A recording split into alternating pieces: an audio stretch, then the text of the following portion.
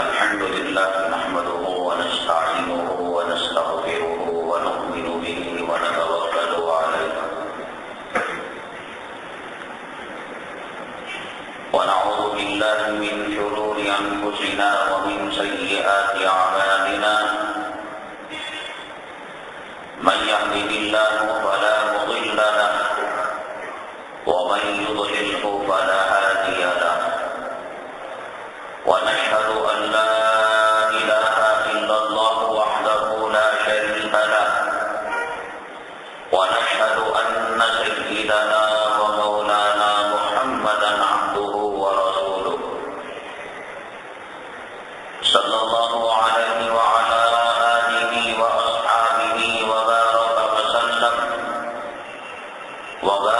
وسلم تسليما كثيرا كثيرا. أما بعد فأعوذ بالله من الشيطان الرجيم. بسم الله الرحمن الرحيم. وإن تعدوا نعمة الله لا تحصوها. قال النبي صلى الله عليه وسلم من لم يشكر الناس لم يشكر الله أو كما قال النبي عليه الصلاة والسلام. رب اشرح لي صدري ويسر لي أمري واحلل عقدة من لساني يفقهوا قولي. اللهم صل على سيدنا مولانا محمد في أفضل كلامنا. اللهم صل على سيدنا مولانا محمد في أوسط كلامنا.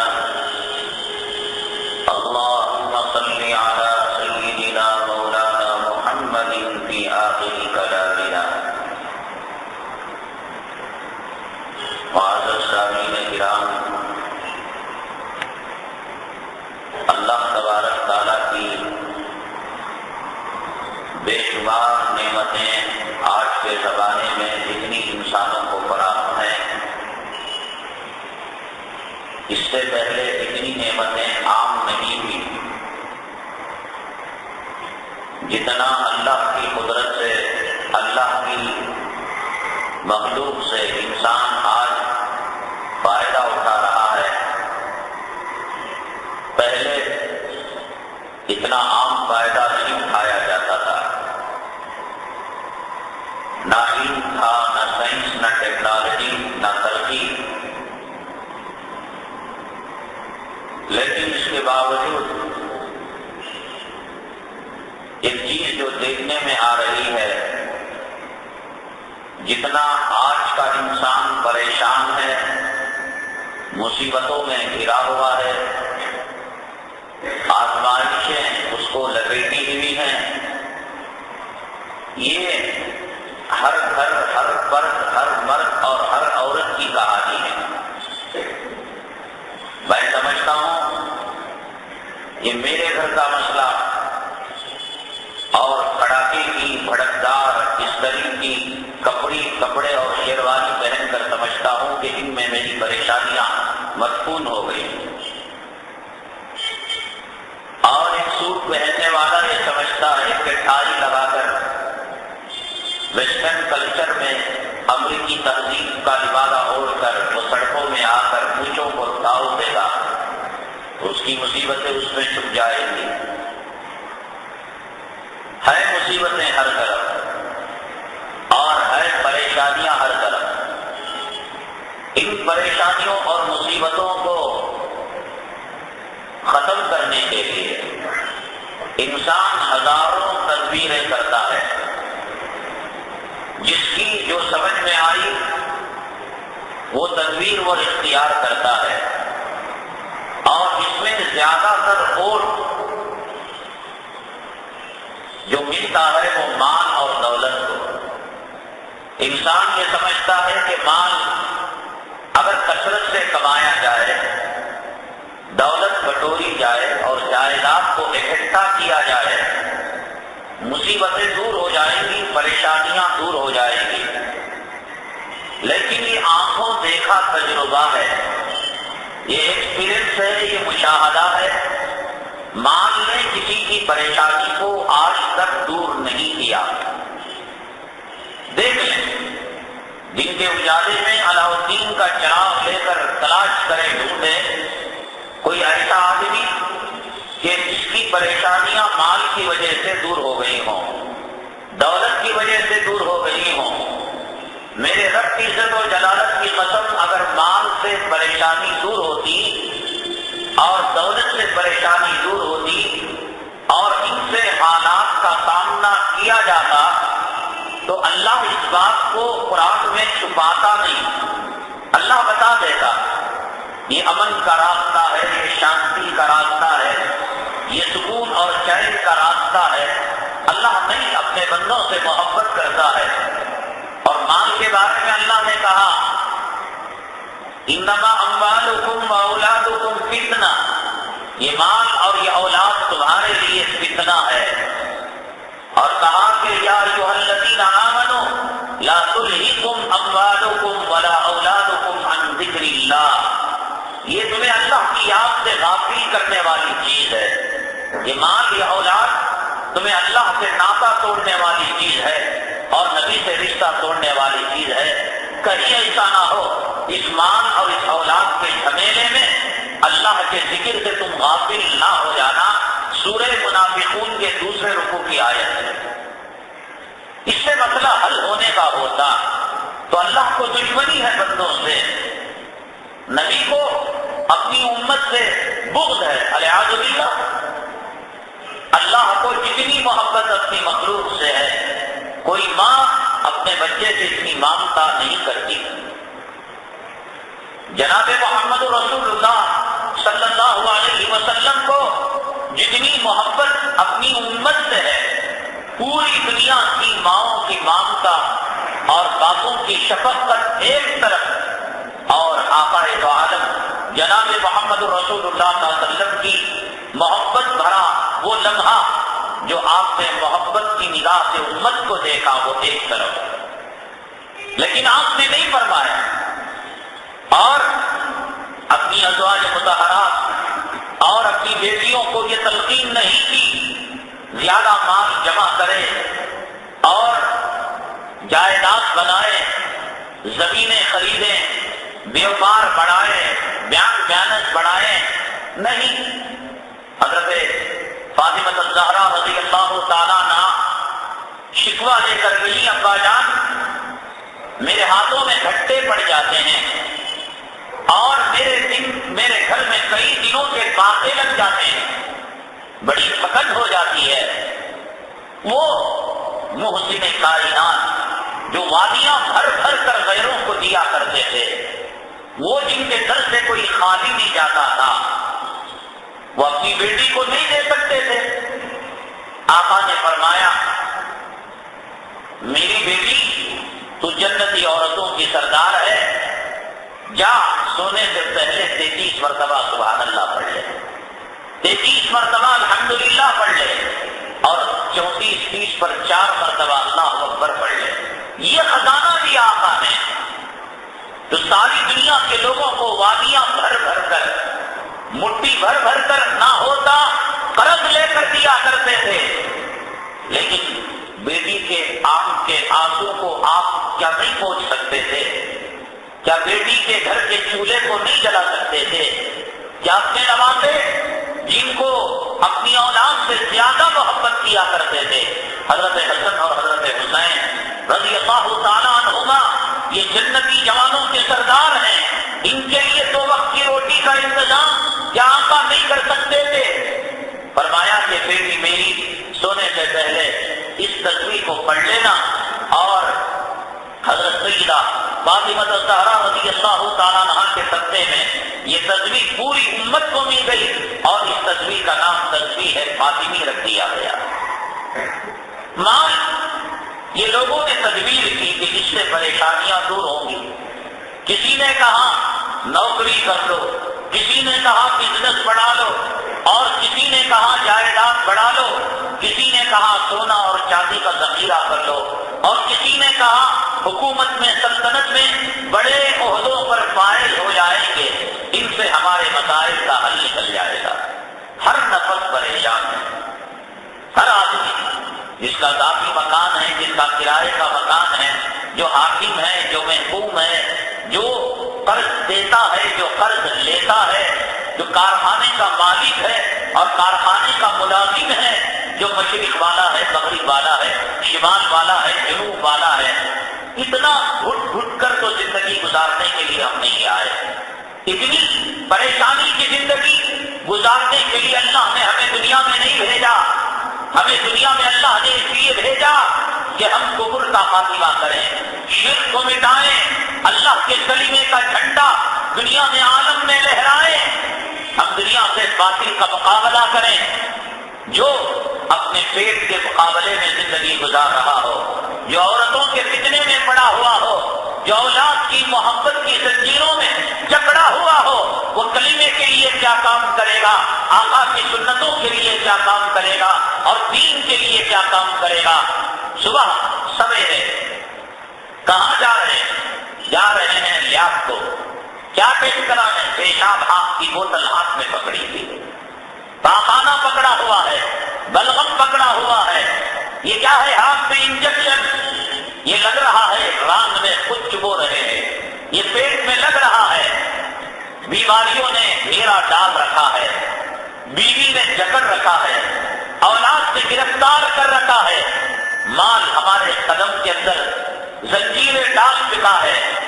ان سے یہ امید کہ یہ اعلاء کلمت اللہ کا کام کریں گے، ان سے یہ امید کہ یہ کلمے کا پرچم عالم میں لہرائیں گے، ان سے یہ امید کہ مندروں کی گھنٹیوں کے بجائے وہاں توحید کا جو ہے گن گائیں گے، ان سے یہ امید کہ کفر کو اور یہودیت اور نصرانیت اور عیسائیت اور شیطانی طاقتوں کو نیست و نابود کرے۔ اگر میں اللہ کی قسم کھا کر کہہ رہا ہوں، غیرت، شرم، حیا اور ایمان کا 100واں حصہ اگر آج کسی کو نصیب ہو، خودکشی کرنا تو حرام ہے، خودکشی تو نہیں کر سکتا، لیکن ان حالات میں رہ کر یا تو وہ شہادت کی موت مانگے گا، یا تو گھٹ گھٹ کر ایک ایک لمحہ موت سے بدتر وہ زندگی گزارے گا۔ یہ زندگی کوئی زندگی ہے؟ کفر اپنی بولی بول رہا ہے، گائے کا پیشاب پینے والی قومیں جناب محمد رسول اللہ صلی اللہ علیہ وسلم کی امت پر ہتھوڑا برسا رہی ہیں، مسجدوں پر احکامات ان چگاروں کے، ان مشرکوں کے، ان غیر اللہ کی پرستش کرنے والی۔ حیا اگر ہے میرے رب کی قسم خودکشی جائز ہوتی، ہر درخت پر ایک سیرت مند کی لاش لٹکی ہوئی ملتی کہ مولا ان حالات کو دیکھ نہیں سکتے اور ان حالات کا مقابلہ کرنے کے لیے امت تیار نہیں، چلو میں کسی درخت پر لٹک کر میں اپنی جان دے دوں گا۔ جہاد کے اسباب نہیں، سوائے اس کے ایک ایک لمحہ موت سے بدتر گزر رہا ہے۔ اس وقت تمہیں بیوی کی بیماریوں کی فکر نے گھیر رکھا ہے، اولاد کی شادیوں کی فکر نے گھیر رکھا ہے، تمہیں مال اور تجارت کی فکروں نے گھیر رکھا ہے، اور ان تمام چیزوں کی ذمہ داری اللہ نے جبرائیل کو بھیج کر تیرے اور میرے باپ دادا کے اوپر نہیں ڈالی۔ میرے سانس کا مالک میں نہیں ہوں، میرے سر اور میری داڑھی میں اگنے والے بال کی سفیدی اور سیاہی کا مالک میں نہیں ہوں۔ میرے چاہنے سے میرے بال سفید نہیں ہو سکتے، میرے چاہنے سے میرے بال سیاہ نہیں ہو سکتے، میرے دل کی دھڑکن میرے قابو میں نہیں ہے۔ خدا چاہے بی بی کو رئیس کر دے، دل کی دھڑکن بڑھا دے، خدا چاہے بی بی کو لو کر دے اور دل کی دھڑکن کو آہستہ کر دے۔ میرے جسم میں بہنے والی خون کی رفتار میرے کنٹرول میں نہیں ہے، جسم سے نکلنے والا پیشاب اپنے اختیار میں نہیں ہے، جسم سے نکلنے والی گندگی اپنے اختیار میں نہیں ہے۔ ہم بیوی پر کیا حکومت کریں؟ اولاد کے ہم نفع نقصان کے کیا مالک ہوں؟ بیکار کی حکومت کر رہا ہے انسان۔ کیوں؟ یہ بچوں کا کیا ہوگا، میری شروع کا کیا ہوگا، میرے گھر بار کا کیا ہوگا؟ اپنے جسم پر اٹھنے والے ایک بال پر ہمارا نہیں چلتا، ہمارے جسم کے خون کے ایک قطرے پر اپنا نہیں چلتا، اپنے دل کی دھڑکن پر اپنا قابو نہیں، اپنی حکومت نہیں۔ تجھے چوروں کی فکر ستا رہی ہے، اولاد کی فکر۔ اس سے بڑا دنیا میں کوئی بے وقوف گھامڑ احمق ہوگا دنیا میں؟ اذا نودی للصلاۃ من یوم الجمعہ فاسعوا، دوڑ کر آؤ جمعہ کے دن۔ حجامت کرتے ہو، کتے کا پاخانہ اور سور کا گوشت کھاتا ہے مسلمان، کیوں؟ کاروبار چھوڑ کر آؤں گا، میری بیوی کا کیا ہوگا؟ جسم تیرے شرمگاہ سے نکلنے والے پیشاب کے قطرے نکلنے کی بیماری اور ریح کے نکلنے کی بیماری، ڈاکٹر اور حکیموں کے پاس میری ریح میرے کنٹرول میں نہیں، میرے پیشاب کے قطرے، میرے منی کے قطرے میرے کنٹرول میں نہیں۔ کمینے، تیری شرمگاہ سے نکلنے والے گندے قطرے پر تیری قدرت نہیں، تو تیری بیوی اور اولاد کا مالک۔ نماز کاروبار جاری ہے، جمعہ کاروبار جاری ہے، داڑھی اڑی ہوئی ہے اس لیے کہ میرا مالک ایمان نہیں مانتا، نماز قضا ہو رہی ہے اس لیے کہ میرا مالک نہیں چھوڑتا۔ چھوڑ دے کاروبار کو، طلاق دے دے، اس لیے کہ اس دنیا کی ذمہ داری ہم نے اپنے اوپر نہیں لے رکھی ہے۔ وَأْمُرْ أَهْلَكَ بِالصَّلَاةِ وَاصْطَبِرْ عَلَيْهَا، اللہ نے کہا نماز پڑھو اور اپنے گھر والوں کو نماز کا حکم دو اور ثابت قدم رہو۔ لا نسألک رزقا، لا نسألک رزقا، لا نسألک رزقا، ہم تجھ سے روزی نہیں مانگتے، روزی نہیں مانگا کبھی اللہ نے؟ پجاری مندر میں جاتا ہے، پرساد چڑھانا پڑتا ہے، عیسائی کرسچن چرچ میں جاتا ہے، نذرانہ دینا پڑتا ہے۔ یہاں سردی میں گرم پانی ملے گا اور گرمی میں پنکھا چلے گا، تیرا گھر گندا ہوگا، ایک دن کا تجھے سجدہ کے اندر نہیں ملے گا۔ لا نسألک رزقا، لا نسألک رزقا، نحن نرزقک والعاقبۃ للتقوی، روزی تو ہم دیتے ہیں۔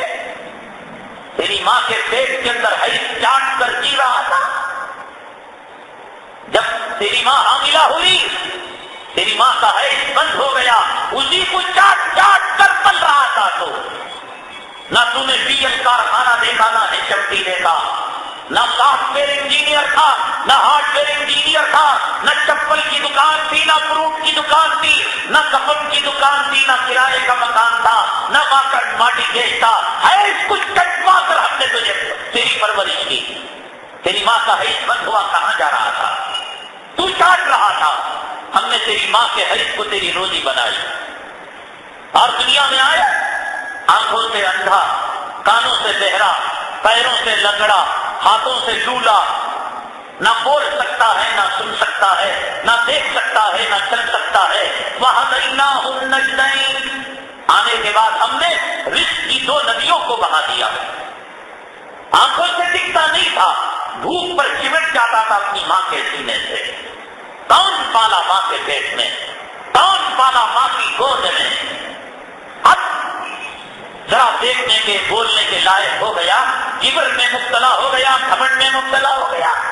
میری جوروں کا کیا ہوگا، میرے بچوں کا کیا ہوگا، انشورنس کراؤ، بیمہ کراؤ، تاکہ میری موت کی دعا کرے میرے بچے۔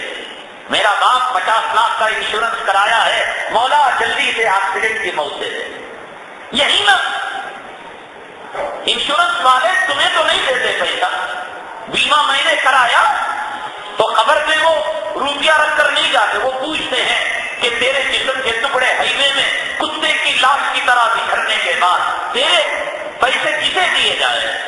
دو، عورت کو دو منموجی کرے، وہ مگرمچھ سے آنسو 3 دن تک بہائے، اور پھر اس کے بعد اجی یہ سفید ساڑی پہننا اور گھر کے اندر بیٹھنا یہ پرانے زمانے کا رواج ہے۔ اب چچیرے موسیرے بھائی منہ ماریں گے، عشق کریں گے۔ یہاں مولوی کا بیان ہفتے میں 1 مرتبہ، قوم کے کتنے لوگ سنتے ہیں؟ ابھی جو پرسنٹیج ہے اس وقت یہاں پر جو لوگ آئے ہیں یہ کتنا ہے قوم کا پرسنٹیج؟ 90% لوگ باہر ہیں۔ کوئی چپل کا بیپار، کوئی بنیان کا بیپار، کوئی برتنوں کا بیپار، کوئی کمپنی میں بھیڑ چمار کے سامنے یہ تار نو تار۔ کتنا ہے پرسنٹیج جماعتوں میں نکلنے والوں کا، خانقاہوں سے تعلق رکھنے والوں کا؟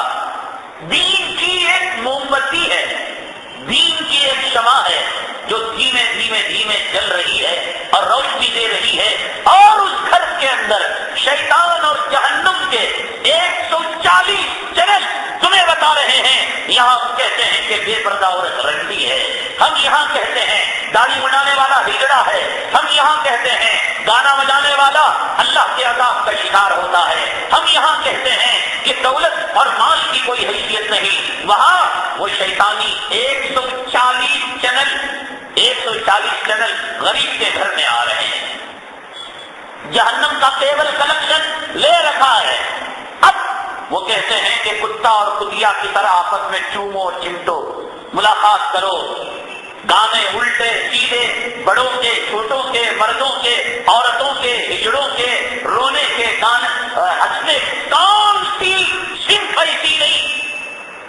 گانوں کے کمپٹیشن، بیوہ عورتوں کی کمپٹیشن، بچوں کے کمپٹیشن، گانے کو الٹا کرنے کے، تمل زبان سے ہندی میں کرنے کے، ہندی زبان سے جتنی قسمیں ہو سکتی ہیں، اور پھر اس میں ایوارڈ، ان کی عزتیں، ان کی ماؤں کا رونا، ان کے باپوں کا بلکنا اور ایک دوسرے گلے ملنا، یعنی سب کچھ یہی ہے دنیا کی کامیابی۔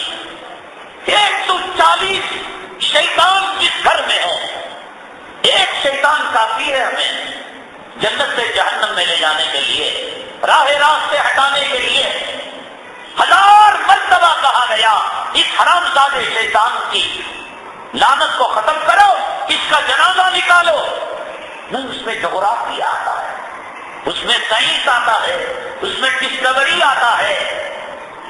اس وقت دنیا میں جو حالت ہے، میں اللہ کی قسم جمعہ کا دن ممبر رسول پر بیٹھ کر قسم کھا رہا ہوں، یا تو میں شہادت کی موت مانگ رہا ہوں، یا تو میں کہہ رہا ہوں کہ اللہ کوئی راہ نکال دے خودکشی کی۔ یہ زندگی کوئی زندگی؟ اس وقت ہندوستان کی حالت کیا ہے؟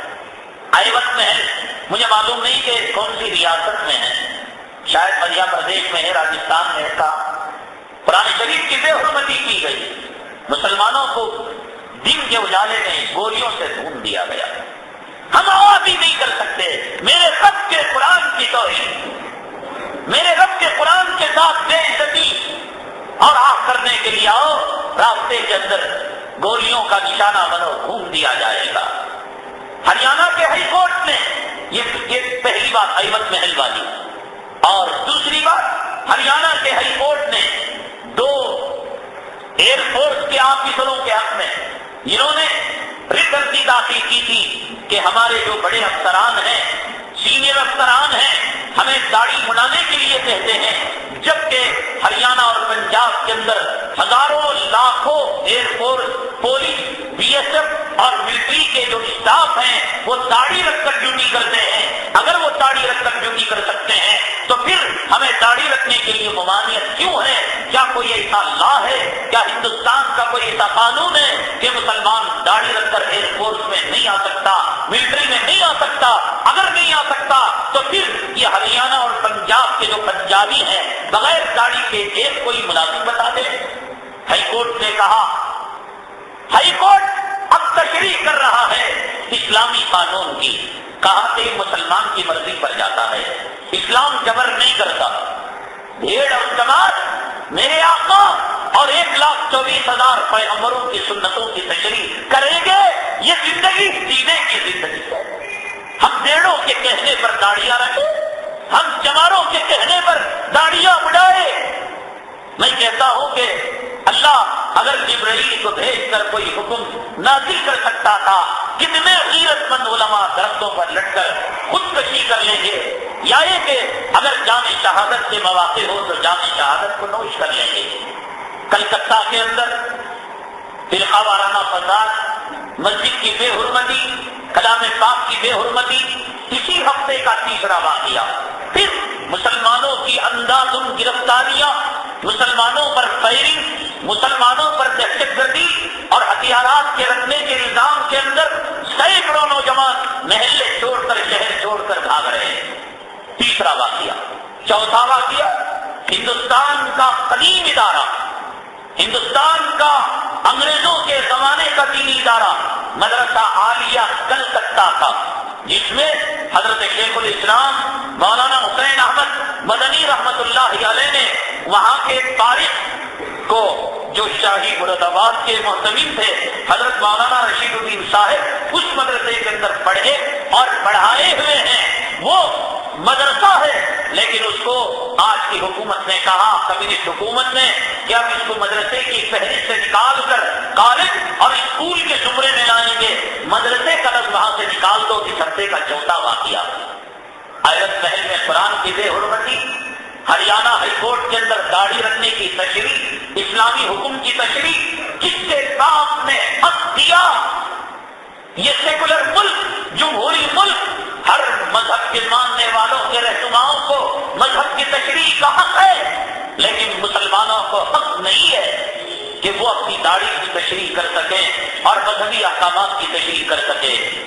اور حافظ تاجر الدین اور کئی مفتیان کرام جن کو لکھنؤ کی جیل کے اندر مقید کیا گیا ہے، ابھی کورٹ نے ان پر دہشت گردی کا لیبل نہیں لگایا، لیکن وہاں کے جیلر نے جب ان کے جو ہے ان کی کیبن کا اور ان کے سیل کا معائنہ کیا تو دیکھا کہ اللہ کا قرآن رکھا ہوا ہے اور وہاں پر دینی کتابیں رکھی ہوئی ہیں۔ ان مفتیان کرام کے سامنے، ان حفاظ کرام کے سامنے اس کلام پاک کے اوراق کو پھاڑ کر اس جیلر نے پیروں تلے، جوتوں تلے اس جو ہے کلام پاک کے اوراق کو دبایا اور کہا کہ مولویوں، تم یہی قرآن پڑھ کر جہادی بنتے ہو، یہی قرآن پڑھ کر تم دہشت گرد بنتے ہو۔ دیکھ رہے ہیں حالات ملک کے، دیکھ رہے ہیں آپ حالات اس جو ہے ہندوستان کے، جس کے لیے ہمارے اکابرین نے لہو دیا، قربانیاں دی۔ میرے رب کی عزت و جلالت کی قسم، یہ کافر و مشرک قوم، یہ پیشاب پینے والی قوم، اور یہ شوہروں کے مر جانے کے بعد عورتیں ستی ہو جانے والی قوم، یہ پتوں میں کھانے والے اور یہ کھڑے ہو کر پیشاب کرنے والے، ان کو کیا پتا تھا کہ آزادی کیا تھی؟ یہ حضرت شیخ الہند کا کرشمہ تھا، یہ حضرت حسین احمد مدنی کا کرشمہ تھا، یہ انار کے درخت کے نیچے پڑھنے پڑھانے والے دو محمودوں کا کرشمہ تھا، یہ دلی سے لے کر میرٹھ تک ہر درخت میں لگنے والی لاش کا، سولی پر لٹنے والے کسی عالم کی شہادت کا یہ کرشمہ تھا۔ آج یہ سلا دیا جا رہا ہے، آج یہ بدلا دیا جا رہا ہے۔ بابری مسجد کا مقدمہ الہ آباد بینچ کے اندر ابھی زیر التوا ہے، یعنی ابھی کسی نتیجے پر نہیں پہنچا۔ تقریباً اس مقدمے پر 22 کروڑ روپے خرچ ہو چکے ہیں۔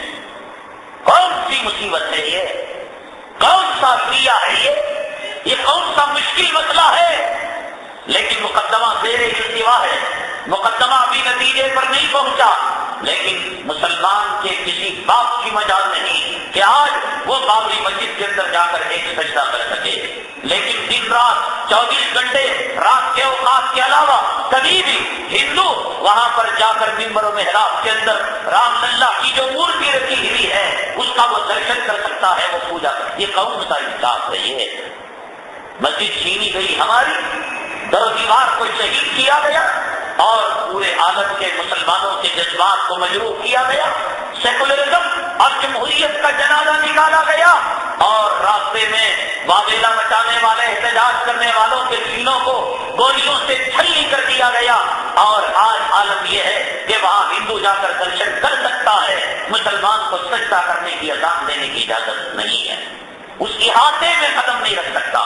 بابری مسجد کے 40 جو ہے فٹ آگے پیچھے مسلمان قدم نہیں رکھ سکتا. خدا نہ کرے اگر کوئی مسلمان اس راستے میں لائن میں لگ جاتا ہے، درشن کہاں کرنے کے بہانے اگر چلا جاتا ہے، پکڑا جاتا ہے، تو پھر وہ اپنی ماں اور باپ اور بیوی بچوں کو دیکھ نہیں سکتا، ہمیشہ کے لیے اس کو ختم کر دیا جاتا ہے. یعنی اگر شک ہو گیا، ایک مسلمان داڑھی اڑا کر چیک کر کر وہ بابری مسجد کے اندرونی حصے کو دیکھنا چاہتا تھا، لیکن جب شک ہوا اور دیکھا گیا کہ ختنہ کی گئی ہے اور مارا پیٹا گیا اور معلوم کیا گیا کہ صاحب یہ مسلمان ہے، تو پھر وہ اپنی زندگی کو بھلا دے. کون سا انصاف ہے یہ؟ کون سا قانون ہے؟ کون سی سیکولرزم ہے؟ کون سی جمہوریت ہے؟ جو چاہتے ہیں کرتے ہیں، پولیس جو چاہتی ہے کرتی ہے، حکومت جو چاہتی ہے کرتی ہے. مسلمان پھرتا جا رہا ہے. ان حالات کے اندر مسلمان مال دولت، بیوی بچے، تجارت، کاروبار، ان کا غلام بنا. ہر ایک روزہ کیسے کیا کریں صاحب؟ مقدمہ کیا مقدمہ؟ قرآن کے لیے، مسجد کے لیے. اور یہ تو 5 واقعہ. 6واں واقعہ مراٹھی حکومت نے اور خاص طور سے بال ٹھاکرے اور اس کے برادران، بال ٹھاکرے اینڈ سنس نے بچوں کے لیے کتاب بنائی ہے. اس کتاب کے اندر انہوں نے کعبے کو، مدینہ منورہ کو ایک برف کے اندر رکھا ہے اور اوپر جوتے اور چپل کے نقشے انہوں نے ڈال رکھے. پہلے یہ سمجھ کر کہ شاید کتاب شائع کرنے والے نے ترتیب کے اندر غلطی دے دی ہوگی، ویژن بک اسٹال والوں کو وہاں کے علماء کرام نے تنبیہ کی یہ اللہ کے کعبے کی توہین ہے، یہ جناب محمد رسول اللہ صلی اللہ علیہ وسلم کے روزے کی توہین ہے. انہوں نے کہا کہ ہمیں اسی طریقے سے حکم دیا گیا ہے. مکۃ المکرمہ، مدینہ المنورہ، نبی کے گنبد خضرا، مسجد نبوی اور اللہ کا حرم اور اوپر جوتے اور چپل کو رکھا گیا ہے. یہ تصویر ڈالی گئی ہے. 1 ہفتے کے یہ 7 واقعات ہیں اس ہندوستان کے. اور آپ جانتے ہیں کہ ہماری جو مسجد کا منصوبہ ہے اس کے ساتھ کیا ہو رہا ہے. کاغذات ہمارے پاس ہے، کام کرنے کا حق ہمارے پاس ہے. اذان شروع ہو چکی تھی، نمازیں شروع ہو چکی تھی، لیکن انٹرسٹ کے اندر پولیس کی مدد سے، بڑی پولیس کی مدد سے دیوار کو بنا دیا گیا ہے. سامنے 2 پولیس والے، ایک چھوٹا سا سوراخ، پیچھے 4 واچمین، کوئی مسلمان اندر داخل نہیں ہو سکتا. اب مسلمانوں کے بڑے بڑے چودھریوں سے، بڑے بڑے سیاسی جو ہے لیڈروں سے ملاقات کرو تو کہیں گے بھئی وہاں پر گاؤں ہی نہیں، تم مسجد بنا کر کیا کرو گے؟ وہاں لوگ نہیں، تم جو ہے سجدہ گاہ بنا کر کیا کرو گے؟ ہے وقف کی پراپرٹی اور کروڑوں کی پراپرٹی، اور ایک ظالم شرابی کافر اس کو ناجائز قبضے میں رکھا ہوا ہے. کوئی مائے کلام نہیں جو ہمت کر کر آئے اور اس سے پوچھے، حکومت سے ٹکر لے. قانون ہمارے ساتھ ہے، سچائی ہمارے ساتھ ہے. 150 سال کا وہ عیدگاہ کھڑے ہو کر چیخ رہا ہے کہ آج مجھے یتیم کر دیا گیا، آج مجھے رلایا جا رہا ہے، آج میرے راستے کو بند کر دیا گیا. کسی کے پاس وقت نہیں. سیمنٹ کے موٹے پوچھو ہم دے دیں گے، چندہ پوچھو دے دیں گے، مال پوچھو دے دیں گے. ٹکر لینے کی بات، جہاد سے بھاگ رہا ہے مسلمان، حق سے بھاگ رہا ہے، باطل کے ٹکرانے سے بھاگ رہا ہے. فکر ہے اپنی بیویوں کی، بچوں کی، مال کی، کاروبار کی. اسی میں جکڑا ہوا، اسی میں اس کے جنازے، اسی میں اس کا انتم سنسکار. کہاں مر گیا؟ کشن گری کو جاتے ہوئے مر گیا. کیوں جا رہا تھا؟ اس کے باپ کو دیکھنے جا رہا تھا. کہاں جا رہا تھا؟ دلی جا رہا تھا. رئیس سے گر کر مر گیا. کیوں جا رہا تھا؟ وہاں جو ہے بیماری سے پیسے لینے جا رہا تھا. مسجد کے لیے مرنے کی باتیں، قرآن کے لیے شہید ہونے کی باتیں، اسلام کے لیے جان دینے کی باتیں، ماں اور بہنوں کی عزت و آبرو، عصمت اور عفت کے لیے اپنے آپ کو قربان کرنے کی باتیں. جیلوں میں تلاش کر لو اور علاؤ الدین کا چراغ لے کر ڈھونڈ لو. پک پاکٹرز ملیں گے، جو ہے ڈاکو ملیں گے، چور ملیں گے، اچکے ملیں گے. بیویوں کو جلانے کے ظلم میں، بہوؤں کو ظلم و ستم کرنے کے جرم میں اور جہیز مانگنے کے جو ہے اینٹی ڈوری کے ایکٹ کے اندر ہزاروں مسلمان ملیں گے. اور ایک سگریٹ کے لیے، 10 روپے کے لیے، پیٹ کے درد کے لیے گے، لیکن اسلام آج یتیم ہو چکا ہے، اللہ کا قرآن آج بیوہ ہو چکا ہے۔ آج اللہ کا دین، نبی کا طریقہ، جس کے لیے نبی اپنے آپ کو میدان جہاد میں جھونک دیا تھا، جس کے لیے آقا نے اپنے داماد کو جھونک دیا تھا، جس کے لیے آقا نے مدینہ منورہ کی ساری 313 کی پونجی کو جھونک دیا تھا، جس کے لیے آقا نے اپنے دندان مبارک کو شہید کیا تھا، آج دین کا کوئی رکھوالا نہیں ہے۔ اس دین پر حکومت بھیڑوں کی چل رہی ہے، چماروں کی چل رہی ہے۔ وہ نصاب بناتے ہیں مکہ مدینے کا، چپل اور جوتے رکھ کر بناتے ہیں، وہ داڑھی کا حکم دیتے ہیں، کہتے ہیں کہ داڑھی رکھنا فرض سنت واجب نہیں، جیسے مسلمانوں کو کپڑا پہننے کا اختیار ہے، داڑھی رکھنے کا اختیار ہے۔ مسلمانوں کے سامنے جیل خانوں کے اندر علماء حفاظ کے سامنے اللہ کے قرآن کے اوراق کو پھاڑ کر زمین کے نیچے رکھ کر پیروں تلے روک دیا جاتا ہے، اللہ کے قرآن کو سامنے رکھ کر گولی اس کے اندر داغ دی جاتی ہے۔ کوئی مسلمان نہیں آتا، سور کی منڈی رکھ لو، سور کو کاٹ کر گوشت کو منبر و محراب پہ رکھ لو۔ کتنے مسلمانوں نے صدائے احتجاج بلند کیا، کتنے مسلمان جو آج اردو اخبارات کے اندر میگزین کے اندر لکھتے ہیں ہمارا گاؤں جو ہے برسات کے پانی سے ڈوب رہا ہے، بجلی کی قلت ہے، پانی پینے کی قلت ہے، مسلمان پانی کا رونا رو رہا ہے، بجلی کا رونا رو رہا ہے، دکانوں کا رونا رو رہا ہے، سڑک کشادہ کر کر زمین کے جانے کا رونا رو رہا ہے، میرا اللہ کا قرآن شہید ہو رہا ہے، میری نبی کی سنتوں کا قتل عام ہو رہا ہے۔ مشرق سے لے کر مغرب تک سجدے کی ڈبکیاں مارنے والے، گبے کے ڈھونگ لگانے والے ایسے ریاکار عابد تو مل رہے ہیں، لیکن میرے اللہ کے دین کے لیے آنسو بہانے والا نہیں ہے۔ کہاں ہیں رونے والے، مرنے والے، مٹنے والے؟ چندہ پوچھو چندہ دیں گے، سجدے پوچھو سجدے دیں گے۔ شب معراج میں جگنے کا حکم نہیں، ساری رات جگنے کی بات کہو، ہم جگنے کے لیے تیار، روزہ رکھنے کا حکم نہیں۔ حضرت عمر فاروق رضی اللہ تعالیٰ اپنے زمانے کے اندر جو شب معراج کا روزہ رکھتا، جو رجب کے مہینے میں روزہ رکھتا، پوچھ پوچھ کر ڈنڈے مار مار کر اس کا روزہ توڑواتے تھے۔ حضرت عمر فاروق رضی اللہ تعالیٰ جو خلیفۃ المسلمین ہے اور جن کے بارے میں آقا نے فرمایا لو کان بعدی نبی لکان عمر، اگر میرے بعد کوئی نبی ہوتا تو عمر فاروق نبی ہوتا، آج وہ عمر ہوتا۔ ایسے حرام زادے کمینے جو رمضان المبارک کے اندر روزے نہیں رکھ پاتے، جو رمضان کے بعد کے 6 روزے نہیں رکھتے، جو یوم عرفہ کا روزہ نہیں رکھتے اور جو شب برات کا روزہ نہیں رکھتے، ضرور رکھیں گے، اس لیے کہ یہ شیطانی روزہ ہے، شیطانی روزہ ہے۔ شب معراج اللہ کے حبیب پاک صلی اللہ علیہ وسلم کی زندگی میں معراج کے بعد 18 سال تک آپ نے معراج کو دیکھا، لیکن کبھی آپ نے روزہ نہیں رکھا، کبھی آپ نے شب معراج نہیں بنائی۔ بنگلور کی اس جامع مسجد کے اندر اشتہار لگا ہوا ہے، جمعہ کی نماز کے بعد جا کر دیکھ لینا۔ اور جب میں اتنی قوت سے بات کہہ رہا ہوں اور اتنی طاقت سے کہہ رہا ہوں، کچھ تو دم ہوگا، ارے کچھ تو اس کے اندر سچائی ہوگی۔ اب شیطانی وقت منانے کا اور وقت کو جو ہے کھیل میں لگانے کا ایک جو ہے اچھا موقع، شب معراج کے موقع پر قرات کا کمپٹیشن ہے۔ اب لوگ کہیں گے بھائی قرات ہی تو ہو رہی ہے، کوئی انتاکشری کا مقابلہ تو نہیں، کوئی گانے کا مقابلہ تو نہیں، کوئی جو ہے رننگ ریس تو نہیں۔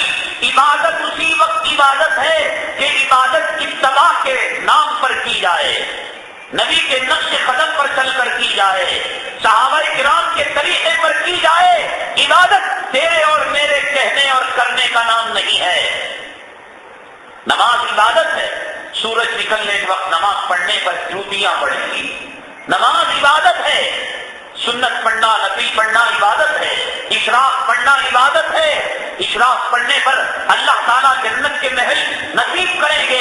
لیکن کوئی آدمی عید الفطر میں، عید الاضحیٰ میں جا کر عیدگاہ کے اندر اشراق کی نماز پڑھتا ہے تو جوتیاں پڑے گی۔ نماز پڑھنا عبادت نہیں، نماز نبی کے طریقے پر پڑھنا عبادت ہے۔ سلو، نبی نے یہ نہیں کہا کہ تم نماز پڑھو، آگے بھی تو فرمایا کما رأیتمونی اصلی، جیسا کہ تم نے مجھے نماز پڑھتا ہوا دیکھا ہو، تمہارے باپ اور تمہارے دادا کے طریقے پر نہیں، روزہ تمہارے باپ دادا کے طریقے پر نہیں کہ ہمارے خاندان میں رجب کے روزے رکھتے تھے، گڑ کی فاتحہ کرتے تھے، شیعہ لوگوں کا کام مسلمان کر رہا ہے. شیعہ اسلام کا دشمن، مسلمان کا دشمن، قرآن کا دشمن، صحابہ کا دشمن، خصوصاً خلفائے اربعہ کا دشمن، نبی کا دشمن. شیعہ کہتا ہے کتا کہ جبرائیل سے غلطی ہو گئی، وہی علی کے پاس لانے کے بجائے محمد صلی اللہ علیہ وسلم کے پاس لے کر چلے گئے. شیعہ اس وقت تک اپنے دھرم پر مکمل نہیں آتا جب تک کہ وہ حضرت ابو بکر کو گالی نہ دے، حضرت عمر کو گالی نہ دے، حضرت علی اور حضرت عثمان کو گالی نہ دے، اماں عائشہ کی عصمت اور آبرو پر تہمت نہ لگائے. قدیروں اپنی بچیوں پر کوئی نگاہ اٹھا کر دیکھتا ہے، اپنی ماں اور اپنی بیٹیوں پر نگاہ اٹھا کر دیکھتا ہے تو انگلیوں سے اس کی آنکھوں کو نوچ لیتے ہو. میری اور آپ کی اماں، کائنات کی اماں، نبی کی زوجہ اور نبی کی حرم اور جنتی عورت، جنتی خاتون اور دین کے آدھے حصے کو جس نے بیان کیا، اس پر یہ شیعہ کتا آج ان کی تہمت، اس پر عصمت اور آبرو پر تہمت لگاتا ہے. آج شیعہ کے طریقے پر مسلمان پور کی فاتحہ کرتا ہے. حضرت امیر معاویہ رضی اللہ تعالیٰ عنہ کا رجب کے مہینے میں جب انتقال ہوا تو یہ لوگ کٹر دشمن تھے صحابہ کے. تو اب آپ جانتے ہیں کہ پور کی فاتحہ کے اندر بسان نہیں کھاتے. کیوں؟ اب اگر وہ اپنے گھر میں مچھلی پکائے تو لوگ کہیں گے کمینے صحابہ کے دشمن، تم گھروں کے اندر مچھلی پکا رہے ہو اور صحابی کا جنازہ نکل رہا ہے. گوشت بھونیں گے تو گوشت کی خوشبو آئے گی، بریانی پکائیں گے بگار کی خوشبو آئے گی. تو یہ لوگ کیا کیے؟ ویجیٹیرین انہوں نے کھانا پکایا، مٹھائی بنائی اور اندرونی طور پر یہ جو ہے ایک دوسرے کو مبارکبادی دینے لگے. حضرت امیر معاویہ رضی اللہ تعالیٰ عنہ انتقال کر گئے، خوشیاں منانے لگے. ہم لوگوں نے کہا کمینوں، تم صحابہ کے دشمن، تم حضرت امیر معاویہ کے دشمن اور خوشیاں مناتے ہو. اچانک انہوں نے بات کو بدل دیا، نہیں، یہ حضرت جعفر صادق کی پیدائش کی خوشی میں منا رہے ہیں، حضرت امیر معاویہ کے انتقال پر نہیں. تو آج کیا کرتے ہیں پور کے فاتحہ والے؟ حضرت جعفر صادق کے نام پر، حضرت جعفر صادق رضی اللہ تعالیٰ نہ رجب کے مہینے میں پیدا ہوئے، نہ رجب کے مہینے میں ان کا انتقال ہوا. اب یہ بچنے کے لیے شیعہ کتوں نے بات کہہ دی. ہمارے مسلمان ہیں کہ صاحب اگر وہ کھائیں گے کھلائیں گے تو گھر کی بلائیں مصیبتیں دور ہو جائیں گی. اور پانی بھی شیعہ کیا کرتے تھے؟ کھانے کے بعد اگر ہاتھ باہر دھوئیں گے پتا چل جائے گا کہ اس گھر میں دعوت ہو رہی ہے، تو اس پانی کو جمع کر کر ایک کھڈے میں وہ پھینک دیا کرتے تھے. تو آج مسلمان کہتا ہے کہ پور کی فاتحہ کا کھانا اتنا متبرک ہے کہ کھانے سے پہلے بھی گوشت نہیں، کھانے کے بعد بھی گوشت نہیں ہے. اور وہ ہاتھ اگر دھوئیں تو اس دھلے ہوئے پانی کو بھی بھوری میں نہیں ڈال سکتے. یہ شیعہ جو کام کیا آج مسلمان وہ کام کر رہا ہے، جس کو حدیث پاک کے اندر شب معراج کی رات متعین ہی نہیں ہے. 8 قول ہیں معراج کے بارے میں. اب شہر کی جامع مسجد کے جو ہے امام صاحب کے پاس جبرائیل آئے تھے، اللہ کا قرآن آیا تھا کہ بھئی 27ویں رات شب معراج ہے، تم جو ہے اس رات کا کام لکھ لو اور جا کر کسی ملا کو بلا کر لے آؤ، اس مجمع کے اندر شرکت کرنا، اسے چندہ دینا، اس کے اشتہار میں مدد کرنا میرے رب کی قسم گناہ کا کام ہے. جس کام کو نبی نے پوری زندگی میں نہیں کیا، جس کام کو میرے نبی کے صحابہ نے پوری زندگی میں نہیں کیا. شب معراج کی تاریخ میں اختلاف ہے، اس کی تاریخ میں اس کا روزہ رکھنا، اس رات کے اندر اہتمام کے ساتھ اجتماعی عبادت کرنا شب معراج کے نام پر کھلے عام دن کے اجالے میں ڈنکے کی چوٹ کے ساتھ اگر کوئی دلیل لاتا ہو تو منہ مانگا علاج میں پیش کرنے کے لیے تیار ہوں. اور اس عالم کو بلا کر لائے، یہاں بیٹھ کر ہم کہیں گے عالم صاحب دلیل پیش کرو، انعام بھی دیں گے. اور اگلی رجب سے ہم بھی اپنے مسجد کے اندر ہم جو ہے اجتماعی طور پر شب معراج منائیں گے. اب الحمدللہ علماء دیوبند کی مہربانیوں سے شہر کے اندر جو ہے بدعتیں ختم ہو رہی ہیں. شب معراج پہلے بہت منایا کرتے تھے، لوگ جو ہے روزے رکھا کرتے تھے. الحمدللہ اب سنت پر عمل ہو رہا ہے. حضرت عمر فاروق رضی اللہ تعالیٰ عنہ کو روزے داروں سے دشمنی تھی. ارے دین کو پسند کرنے والے تھے یا دین کے دشمن تھے حضرت عمر فاروق؟ مجھے بتاؤ. لٹھا لے کر، لاٹھی لے کر، کوڑا لے کر نکلتے تھے، پوچھتے تھے روزہ ہو؟ اگر روزہ تھا تو کوڑے مارتے کمینے. اللہ کے نبی کو جو بات سمجھ میں نہیں آئی اور نبی کے صحابہ کو جو بات سمجھ میں آ گئی. دین تیرے اور میرے باپ کے گھر کا ہے۔ اگر عمر فاروق ہوتے تو میرے رب کی قسم آج جو قرات کا کمپٹیشن کر رہا ہے وہ کبھی بھی کر سکتا تھا۔ شب معراج کے نام پر اگر کر رہا ہے تو میرے رب کی قسم عمر کا کوڑا اس کی پیٹھ پر برستا۔ جانا کوئی نیکی کا کام نہیں۔ دیکھو اگر دن کے اجالے میں اتنی چیخ پر زور سے کہہ رہا ہوں کچھ تو سچائی ہوگی۔ اگر میری بات پر اعتماد نہ ہو، بھروسہ نہ ہو، آپ جانتے ہیں کہ پاکستان کے مشہور عالم ہیں حضرت مولانا مفتی محمد شفیع صاحب رحمۃ اللہ علیہ، جن کی تفسیر کی کتاب ہے معارف القرآن۔ حضرت کے پرزن ہیں حضرت مولانا تقی عثمانی صاحب۔ اللہ ہمیں ساری اولاد کو علم سے اور کلام سے نوازا ہے۔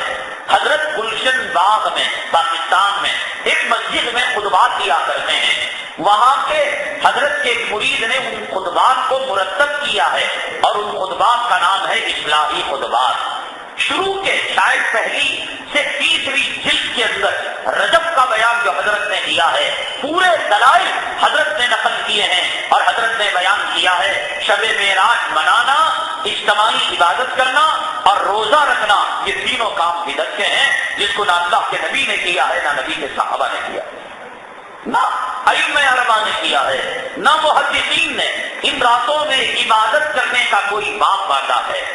آپ حدیث کی کتاب کھولیں، کھڑے ہو کر پیشاب کرنے کا بیان، بیٹھ کر پیشاب کرنے کا بیان، کن حالتوں میں کھڑے ہو کر پیشاب کیا جا سکتا ہے، ٹوپی پہننے کا بیان، سر کھلا رکھ کر کن حالتوں میں، حالت احرام میں سر کھلا رکھ کر نماز پڑھنا، ایک ایک چیز کا بیان۔ لیکن امام بخاری کو بات سمجھ میں نہیں آئی، امام مسلم کے بات سمجھ میں نہیں آئی، امام ترمذی کو سمجھ میں نہیں آئی کہ رجب کے اندر کنڈوں کی فاتحہ، اس کا کوئی باب انہوں نے قائم نہیں کیا۔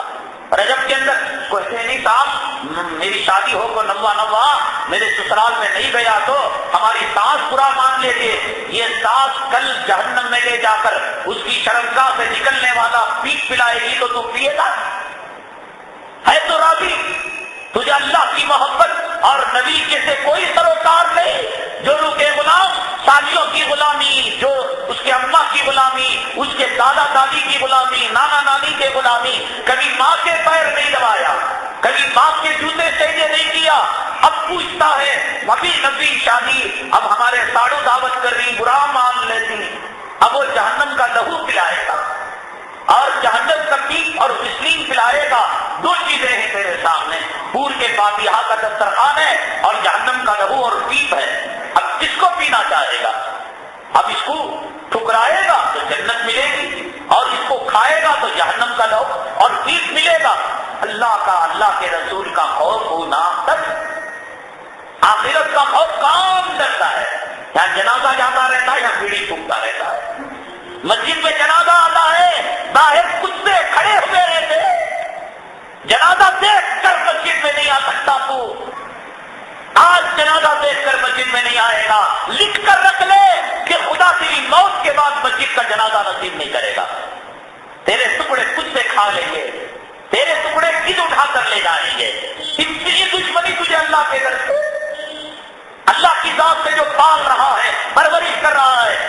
یہ جو حاجی صاحب بڑے کرم فرما، کیا ہمارے بچے کو آسٹریلیا بھیجے، انوج بھیجے تو ساری زندگی جب کبھی اس سیٹ کو دیکھے گا، حاجی کو دیکھے گا اور ایجنٹ اور بروکر کو دیکھے گا، ادب سے کھڑا ہو جائے گا، ایک چائے پلائے گا کہ ہمارے یہ ایجنٹ صاحب ہیں، حالانکہ پیسے کے بغیر بھیجا نہیں، آسٹریلیا کو بھیج دیا، امریکہ کے ٹوائلٹ صاف کرنے کے لیے بھیج دیا، ساری زندگی عزت کرے گا وہ رب جو ماں کے پیٹ میں ہری چٹانے سے لے کر ہمارے موت کے بعد بھی ہماری شرمگاہ کے اوپر کپڑا ڈالا ہوا ہے، ہماری عزت کو بچایا ہوا ہے، وہ رب کی ہم نے کتنی قدر کی۔ یہ کپڑا پہن کر ہم علامہ بنے ہوئے ہیں، حمام کے اندر، غسل خانے کے اندر آئینہ ہو، جب غسل کرتے ہو کپڑے نکال کر دیکھو تمہارے جسم پر تھو تھو کرو گے۔ یہ شرمگاہ کو دیکھ کر، یہ پیٹ کو دیکھ کر اور یہ جسم کے عیب کو دیکھ کر موت کے بعد کفن نہ ملتا، یہ رب کا احسان نہیں کہ ہماری شرمگاہ پر چیٹرے ڈال دیا، کفن نہ ملتا، کوئی ہماری نماز جنازہ پڑھاتا، ہمارے موتا کو غسل دیتا، ایک ایک سانس کا وہ مالک ہے، ایک ایک لقمہ کھلا رہا ہے، عزت دے رہا ہے، عزت کی بیوی، عزت کی اولاد، عزت کی روزی، مر رہے ہو جہنم لے لوں، 20 ایکڑ لے لوں، تیسری منزل بن لوں، باپ کا گھر لے لوں، کیا کرو گے کیا کرو گے؟ ارے جس نے لیا وہ کیا کر رہا ہے؟ جس کے 100 ایکڑ زمینوں کا مالک کتنی روٹیاں کھا رہا ہے؟ جس کے 3 اپارٹمنٹ ہے وہ کتنے وقت کا کھانا کھا رہا ہے؟ اللہ نے تو پابندی لگا دی، نہیں صاحب تم جو ہے شوگر والے ہو، تمہارا مال بلاک ہے، فیٹ بڑھ گیا ہے، ہارٹ اٹیک ہے، بی پی ہے، یہ نہیں کھاؤ وہ نہیں کھاؤ، کیا کرو گے صاحب؟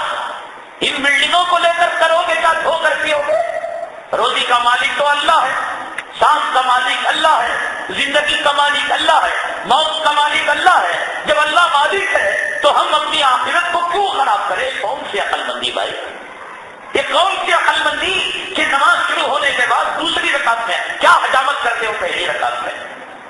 کون سی عقل مندی فجر کی نماز کے وقت حالت جنابت میں گندی عورت کے پہلو میں سو رہے ہو؟ صبح کے وقت جنت کی ہوائیں چلتی ہیں، صبح کا وقت قیمتی وقت ہے، صبح کے وقت میں میرے نبی نے اپنی امت کے لیے دعائیں کی، اے اللہ میری امت کی صبح میں خیر و برکت نصیب فرما۔ ہزاروں لاکھوں مسلمان جنہوں نے صبح کا وقت ہی نہیں دیکھا، وہ اٹھتے ہیں اس وقت جب سورج اپنے پورے شباب پر آ جاتا ہے، پوری جوانی پر آ جاتا ہے۔ کیا ملتا ہے؟ کیا کر لیا؟ حالت جنابت میں گندی عورت کے پہلو میں، حیض و نفاس والی کی عورت میں، یہاں بچہ پیشاب کا فوارہ، وہاں بچی بسترے کے اندر پیشاب، اس گندے ماحول میں 140 جہنم کی کھڑکیاں، ٹی وی کے چینل کی، کیا کیا تم نے؟ بتاؤ کیا ریکارڈ بنایا؟ ابھی ذلت نہیں ہوگی تو کیا ہوگی؟ رسوائی نہیں ہوگی تو کیا ہوگی؟ کسی میں ہے ہمت؟ اگر کوئی مرد مومن ہے، یا ایھا الذین آمنوا ما لکم اذا قیل لکم انفروا فی سبیل، کہتے ہیں بڑے روڑی صاحب، ہمارا بڑا اثر و رسوخ ہے، پولیس میں ہمارا چلتا ہے، ہم مال آؤ ایک کارنامہ انجام دے کر بتاؤ۔ وہ ظالم جیلر جس نے قرآن کی بے حرمتی کی، وہ ظالم پولیس جس نے نہتے نوجوانوں کے سینوں کو گولیوں سے داغ دیا، وہ ظالم کمینے جنہوں نے اللہ کے کعبے اور نبی کے روزے کے اوپر چپل اور جوتوں کی تصویر کو جو ہے انہوں نے کہا ہاں اعلان کرو، کیا آتا ہے اخبار میں؟ صاحب ہمارے گھر کے اندر پانی گزرا، ہمارا کارخانہ 3 دن سے بند ہے۔ یہ شکوے مسلمان، کوئی یہ شکوہ نہیں کر رہا ہے کہ بال ٹھاکرے کو گرفتار کرو، اس کے بچے کو گرفتار کرو اور بابری مسجد کو سجدوں سے آباد۔ کہاں؟ ارے ہندوستان میں یا ہندوؤں کے ساتھ مل کر جینا تو ٹھیک ہے، جب ہندوؤں کے ساتھ مل کر جینے کی بات کرتے ہو تو تمہاری اولاد کی شادی کے موقع پر تم مسجد سے دفتر کیوں منگاتے ہو؟ مندر سے پنڈت کو بلوا لو، ہندو اور خوش ہو جائے گا۔ مرنے کے بعد قبرستان میں جگہ کیوں لیتے ہو؟ تم جو ہے شمشان گھاٹ کے اندر ڈال دو، یا کہ جلا کر راکھ کر دو، کرنٹ کے باکس کے اندر رکھو، 1 سیکنڈ میں تمہارا باپ اور تمہاری جورو جل کر خاکستر ہو۔ ہندوستان ہے نا، چلو جب یہ کرتے ہو تو وہ بھی کر لو۔ بھیڑ و چماروں کا لباس پہنتے ہو، اب اسلامی احکامات کی تشریح کون کرے گے؟ فلموں میں کام کرنے والے۔ جب سلمان خان نے گزشتہ گنپتی گنیش کے موقع پر اس نے جو ہے وہ تہوار منایا اور پوجا کی تو بامبئی کے علماء بورڈ نے اس کو کہا کہ تشریح وہ ایمان کرے، وہ ایمان سے نکل گیا۔ اس کا باپ فوراً اس کی وکالت میں آ گیا، کہنے لگا کس کے باپ نے سلمان کو مسلمان بنایا تھا جو آج کے عالم اس کو اسلام سے نکال گئے؟ کس کے باپ نے بنایا تھا؟ نہ وہ ہندو ہے نہ مسلمان ہے، اس کا باپ سلیم نام ہے۔ وہ تشریح کرنے لگا، نہیں یہ ہندو بھی نہیں مسلمان بھی نہیں۔ مسلمانوں نے درد سے کہا، علماء نے درد سے کہا، غیر اللہ کی پرستش کرنے سے مسلمان ایمان سے نکل جاتا ہے، چاہیے سلمان خان کو۔ تو اب وہ کہنے لگا یہ مولویوں کی اجارہ داری ہے، یہ قرآن حدیث میں ہے جبہ، یہ پاجامہ، یہ امامہ، یہ مولوی لوگوں نے بنا لیا ہے۔ کوئی بھی چیز ہمارے جو علماء ہیں قرآن اور حدیث سے ہٹ کر نہیں کہتے۔ یہ جبہ ہے، اس کا ذکر کلام پاک میں ہے۔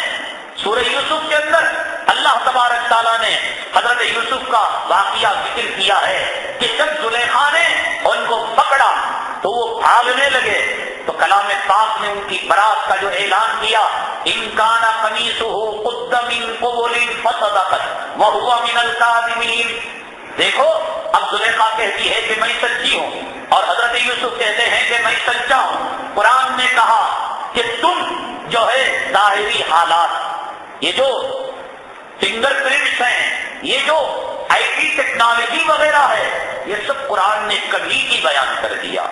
یہ جو جاسوسی کا علم ہے، اس کو حدیث نے کبھی کی بیان کر دیا۔ بدر کے موقع پر، وہ حد کے موقع پر میرے آقا نے فرمایا کہ جاؤ اونٹ کے پنجوں کے نشانات کو دیکھو کہ کس طرح سے وہ آئے ہوئے ہیں۔ اونٹ کی مینگلیوں کو سونگ کر آقا نے فرمایا فلاں علاقے کا لشکر آیا ہوا ہے۔ جاسوسی کے چین کے نقطے کو یہ لوگ جانتے نہیں تھے، میرے آقا نے اس علم کو امت کو دے دیا تھا۔ جاسوسی کا علم ہو، ہتھیار کا علم ہو اور عسکریت کا علم ہو، کیا علم نہیں دیا تھا؟ تو قرآن نے کہا ان کان قمیصہ قد من قبل فصدقت وهو من الكاذبین، اگر اس کی قمیص سامنے سے پھٹی ہوئی ہے تو مطلب یہ کہ یہ زلیخا ہے اور حضرت یوسف ہے، جب جھگڑا ہوگا تو آمنے سامنے جھگڑا ہوگا، تو اگر سامنے سے پھٹی ہوئی ہے اس کا مطلب یہ کہ یوسف بھاگ کر جانا نہیں چاہتے تھے، زلیخا کی طرف آنا چاہتے تھے، تب قمیص پھٹی ہے۔ ان کان قمیصہ قد من قبل فصدقت، تو یہ جو ہے سچی ہے زلیخا۔ وَإِن كَانَ قَمِيصُهُ قُدَّ مِن دُبُرٍ فَكَذَبَتْ، اور اگر قمیص پیچھے کی طرف سے پھٹی ہوئی ہے، حضرت یوسف بھاگ کر جانا چاہتے تھے علیہ الصلوۃ والسلام، اور زلیخا پیچھے سے حملہ کرنا چاہتی تھی۔ ہمارے علماء نے کہا یہ جو انشٹ ہے، یہ جو ٹی شرٹ ہے جسے پہن کر پیشاب کا عضو لٹکائے کرتے گدے کی طرح اور سجدے میں جاتے ہیں تو کرکٹ کی بال کی طرح جو ہے وہ اپنے عضو کو پیچھے لٹکاتے ہیں، کتے کتے ہیں، یہ بے شرم ہیں۔ انسانوں کی جماعت میں مسلمان تو دور کی بات، کم سے کم انسان کے بچے نہیں ہیں، اللہ کے گھر میں آ کر اپنی عضو کو دکھا رہے ہیں، عزت کرتے ہیں، ذرا شرٹ نیچے پڑ جاتا تو شرمگاہ چھپ جاتی۔ ہمارے علماء نے کہا کہ حضرت یوسف علیہ السلام کا کرتا لمبا تھا، زلیخا نے پکڑا ہٹ گیا، اگر کرتا شارٹ ہوتا تو پھر حضرت یوسف علیہ السلام کے دامن پر ہاتھ ڈالتی زلیخا، تو نیچے شرمگاہ ظاہر ہو جاتی تھی۔ یہ لمبا کرتا ہونے کی دلیل اور استدلال حضرت یوسف علیہ السلام کے واقعے سے کیا۔ اب فلم میں کام کرنے والا کتا کہتا ہے کہ صاحب کان جبا شریف، یہ تو ملک کی حالات کے اعتبار سے ہے، عرب کے لوگ ایسا پہنتے ہیں، افغانستان کے لوگ ایسا پہنتے ہیں، اور یہ مسلمانوں نے بنا رکھا ہے۔ کون تشریح کر رہا ہے؟ سلمان خان کا پاک حدیثوں کی کتاب اللباس کی تشریح اور قرآن شریف کے سورے آراف کی آیت یا بنی آدم خذوا زینتکم عند کل مسجد، اے بنو آدم ہم نے جو ہے تمہیں زینت دی ہے، اور ولباس التقوی ذالک خیر، ہم نے تمہیں لباس تقوی کون تشریح کر رہا ہے؟ فلم میں کام کرنے والا کتا اس کا کام کر رہا ہے اور وہ فلمی کہانیاں لکھنے والا، اور امت مسلمہ کے ضمیر کو جگا رہا ہے مولویوں کے قریب نہ جاؤ، مساجد کے قریب نہ جاؤ، یہ گمراہ کر کے رکھ دیں گے، یہ منمانی تشریح کر رہے ہیں۔ کوئی بات امامہ ہو تو امامے کا تذکرہ، جبہ ہو تو جبے کا تذکرہ، کوئی بات منمانی تشریح ہمارا کوئی عالم نہیں کرتا۔ ایسے زمانے کے اندر جب چاروں طرف سے فتنوں کی آگ سلگ رہی ہو اور فتنوں کا سیلاب اور طوفان امٹ کر آ رہا ہو، تو ہمارے پاس نجات کے لیے کیا ہے؟ خود اپنے ایمان کا کلمے کا ترجمہ ہمیں معلوم نہیں، ہمیں غسل کے فرائض معلوم نہیں، ہمیں نماز کی اہمیت کا پتہ نہیں، اور دوسرا ہر گھر کے اندر 140، یہ دیکھو بات سنا ہوگا نا کہ عورت کی آنکھ پر شیطان، کس سے آیا شیطان؟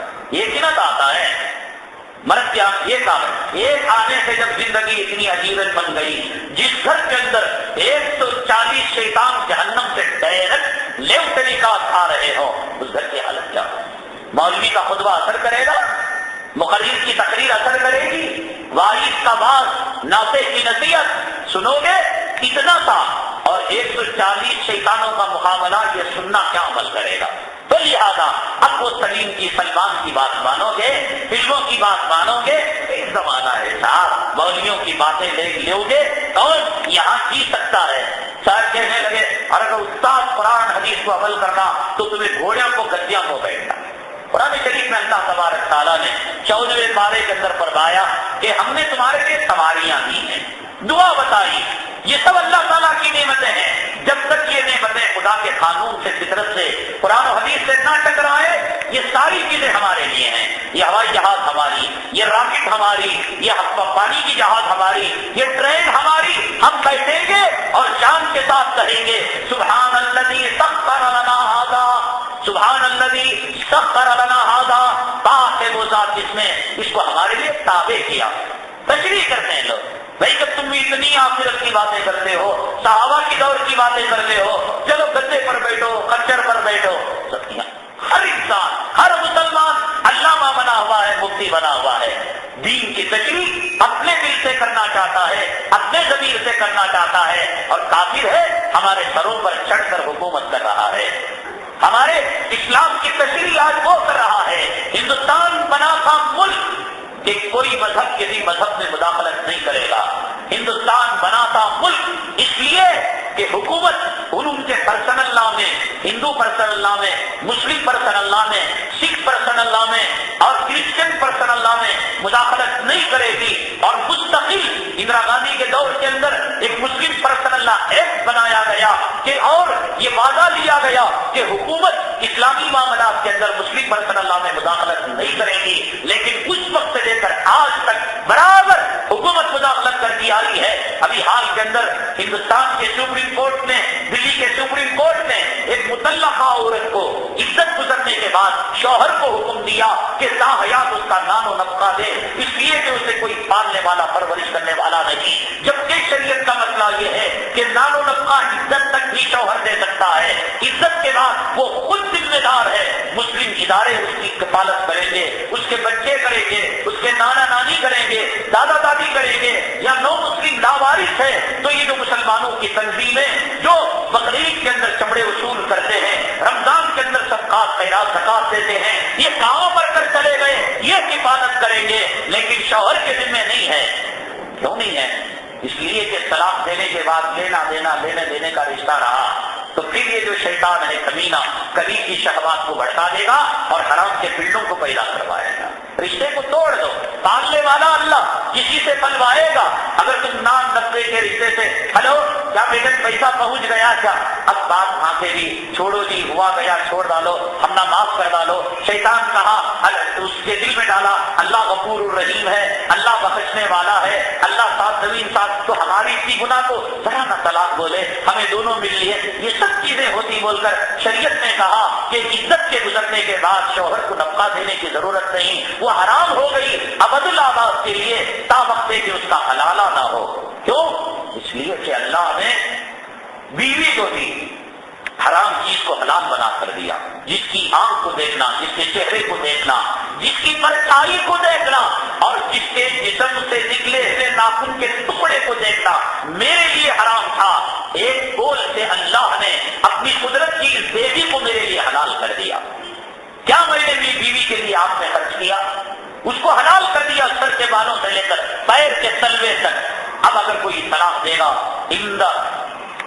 ان ابغض الحلال عند اللہ الطلاق، اللہ کے یہاں حلال چیزوں میں سب سے زیادہ جو ناپسندیدہ چیز ہے وہ طلاق ہے. اللہ ناراض ہوتے ہیں کہ ایک چیز تو ہم نے جو حرام تھی اس کی پرچھائی کو دیکھنا، اس کی شکل کو دیکھنا، اب اس سے پورا تم استفادہ کر سکتے ہو اندر سے باہر سے. نساؤکم حرث لکم فاتوا حرثکم انا شئتم، کہ یہ عورتیں تمہاری کھیتیاں ہیں، جیسے چاہے تم ہل جوتو. کلام پاک کے اندر اللہ نے آیت کو نازل کیا. اب اگر کوئی طلاق دیتا ہے تو اس کا مطلب یہ کہ اللہ کی نعمت کی ناقدری کرتا ہے. تو کہا کہ اس کو سوچ سمجھ کر استعمال کرنا، غلطی سے اس کو نکال لیا. خبردار اب جو ہے عزت تک، چونکہ عزت تک وہ آئندہ کوئی اپنا راستہ دیکھ لے گی. اس لیے تجھے دینا ہے وہ بھی سامنے جا کر نہیں دینا اور ہاتھ میں نہیں دینا، تو پیچھے سے دینا 3 طلاق کے بعد، اور عزت کے بعد اس سے رابطہ ہی نہیں رکھنا، اس لیے کہ تو نے اللہ کی نعمت کی ناقدری کی ہے. اب سپریم کورٹ نے، ہندوستان کی عدالت عالیہ نے دن کے اجالے میں سینے پر ٹوک کر مسلمانوں کا فیصلہ دیا کہ بھائی یہ جو شوہر صاحب ہے یا عورت لاچار ہے، دن کے اجالے میں ڈاکے ڈالتے آئے ہیں. ہم نے بڑے قریب سے پہچانا ہے ان پولیس والوں کو. تم نے پڑھا ہوگا تہلکہ.com کے اندر تہلکہ کی رپورٹ میں کہ پولیس نے کیا ظلم کیا، ستم کیا. ہم نے ان آنکھوں سے دیکھا ہے، ان کے ظلم کو دیکھا ہے، ان کے ستم کو دیکھا ہے. سب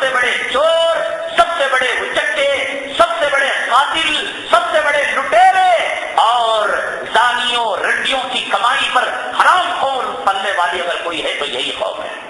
انہوں نے جو ظلم کا بازار گرم کر رکھا ہے، انہوں نے عدالتوں کے اندر غلط مقدمے لوگوں پر فٹ کر عدالتوں کے بوجھ کو بڑھا دیا ہے۔ عدالتوں کے اندر اگر فیصلے کم ہوتے تو جلد فیصلے کیے جاتے، ایک آدمی پر 10 20 مقدمے ٹھوک رہے ہیں، جاؤ تم عدالت کے اندر تصفیہ کر لو۔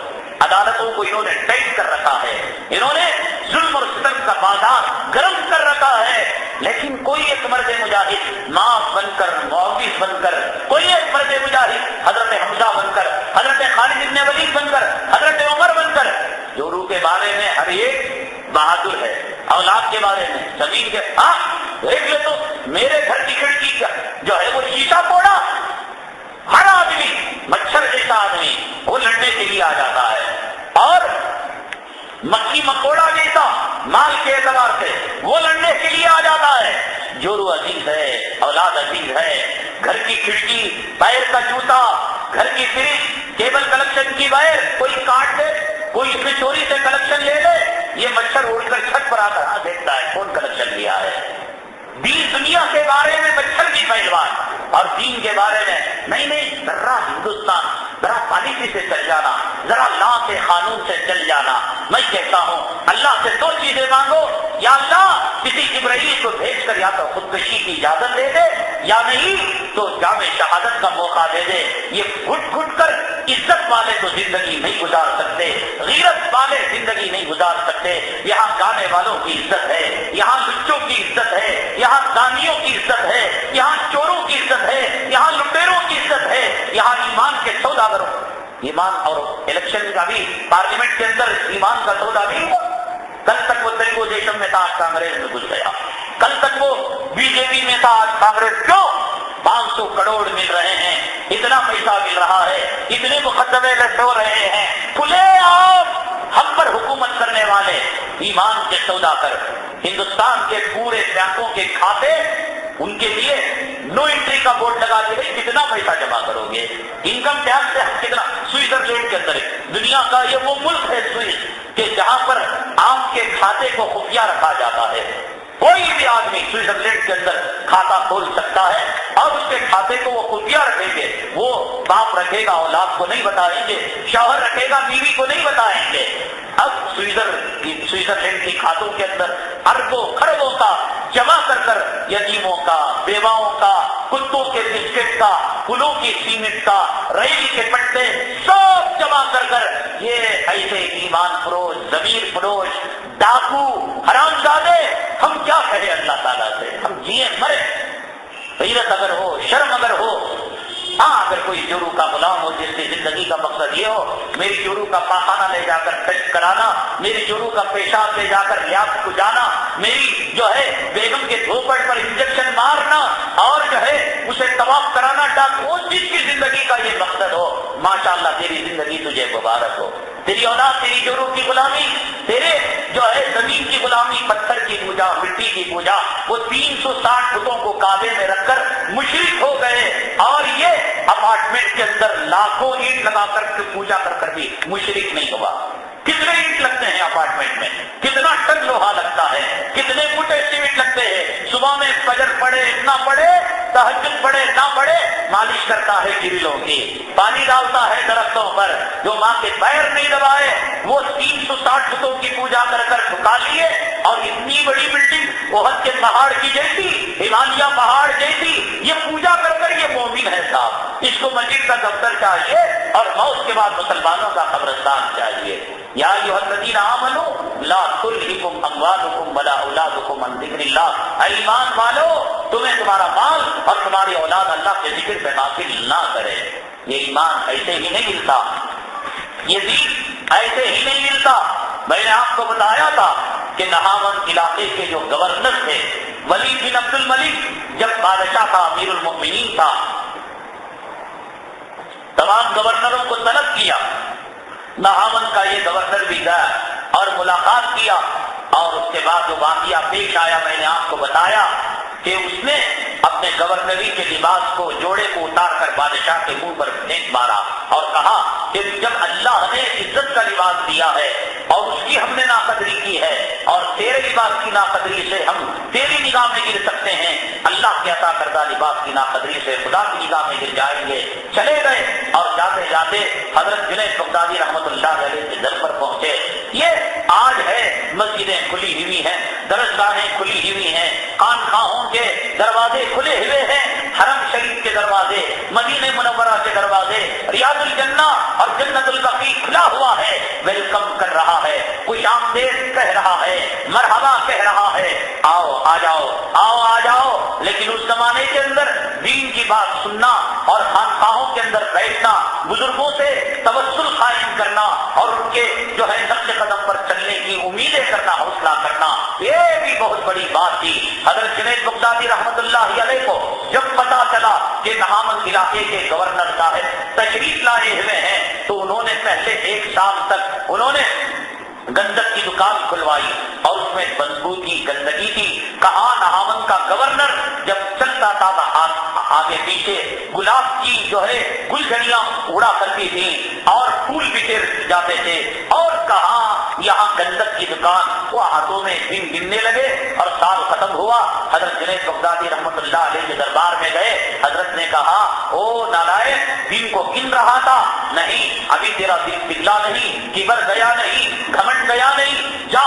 اور اس کے بعد جا کر جب سال بھی پورا ہو گیا اور دن کو گننا چھوڑ دیا تو کہا کہ اب شاید کبر اور گھمنڈ دور ہوا ہے، بلایا، بلانے کے بعد کہا نہیں ابھی دل میں کچھ میل پن باقی ہے، جاؤ جس علاقے میں تم نے گورنری کی ہے اس علاقے میں بھیک مانگا کرو۔ کاسے گدائی لے کر، فقیری لے کر حضرت ابو بکر شبلی جو اس علاقے کے کبھی گورنر تھے آج اس علاقے کے گھروں میں جا کر بھیک مانگتے ہیں، وہاں کی رعایا ان کو دیکھ کر گالیاں دیتی ہے، اور ابو بکر تو کل یہاں ہمارے سامنے گھمنڈ سے شان پتی سے جایا کرتا تھا، آج بھیک مانگنے آیا، کوئی کچھ نہیں دیتا تھا، سب گالیاں دیتے تھے، کوئی بھول کر دے دیا ہوتا تو حضرت جنید بغدادی رحمۃ اللہ علیہ نے فرمایا خبردار اس میں سے کھا نہیں سکتے، بلکہ یہ سب کچھ تم فقیروں کو دے دو گے، میری خانقاہ کی جلی بھوری روٹی، بچی ہوئی روٹی کھاؤ گے۔ اس میں 1 سال گزر گیا، آ کر مجلس میں کنارے بیٹھ گئے، حضرت اب تو میں دین کی باتیں سننے کا لائق ہو گیا ہوں، اب تو میرا دل پاک ہو گیا ہے،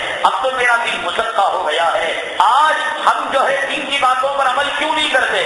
اس لیے کہ اس دل کے اوپر 140 شیطانی چینل کا سایہ پڑا ہوا ہے، اس دل میں سود کا خون ملا ہوا ہے، اس دل میں رشوت کا خون ملا ہوا ہے، اس دل کے برتن کے اندر بیوی کی محبت ہے، اس دل کے برتن کے اندر اولاد کی محبت ہے، اس دل کے برتن کے اندر کاروبار اور زمین اور جائیداد اور اینٹ و پتھر اور لوہے اور سیمنٹ اور بالو اور ریت کی محبت ہے۔ اس لیے اگر گندے برتن کے اندر دودھ ڈالا جائے وہ دودھ پھٹ جاتا ہے، دین کی باتیں ہمارے سامنے آتی ہیں، ہمارا برتن صاف نہیں ہے، اس لیے وہ باتیں پھٹ جاتی ہیں، ہم دین کو برا بھلا کہنے لگتے ہیں۔ حضرت جنید بغدادی رحمۃ اللہ علیہ نے جب ابو بکر شبلی کے قلب میں جھانک کر دیکھا برتن میں کچھ ابھی میلا پن باقی تھا، کہا کہ برتن تو صاف ہو گیا ہے لیکن برتن ابھی چمکا نہیں ہے، چمک گئے حضرت ابو بکر شبلی کہ کہا 3 سال تک وہ گندک کا بیپار کرتے تھے اور کہا 1 سال تک وہ جو ہے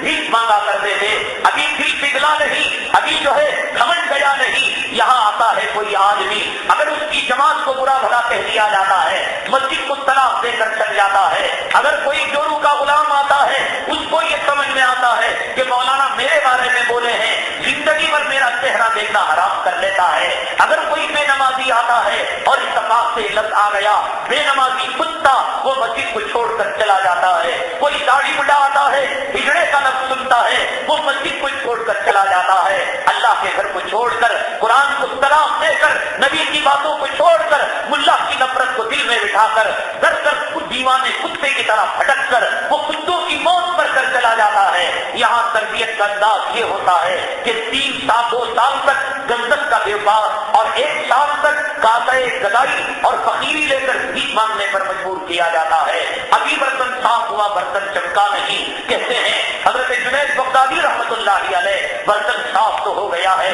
چمک چمک پیدا نہیں ہوئی، برتن میں سیقل نہیں پیدا ہوا، جاؤ جس علاقے میں تم نے گورنری کی ہے حقوق کی پامالی ہوئی ہوگی، حق تلفی ہوئی ہوگی۔ ایک ایک گھر میں پوچھو کہ مجھ سے اگر کوئی زیادتی ہوئی ہے تو معافی کر لو، اگر کچھ دینا ہے دے دلا کر آؤ، تب پاک ہوگے تو تم میری مجلس میں بیٹھنے کے لائق ہوگے، دین کی باتیں سننے کے لائق ہوگے۔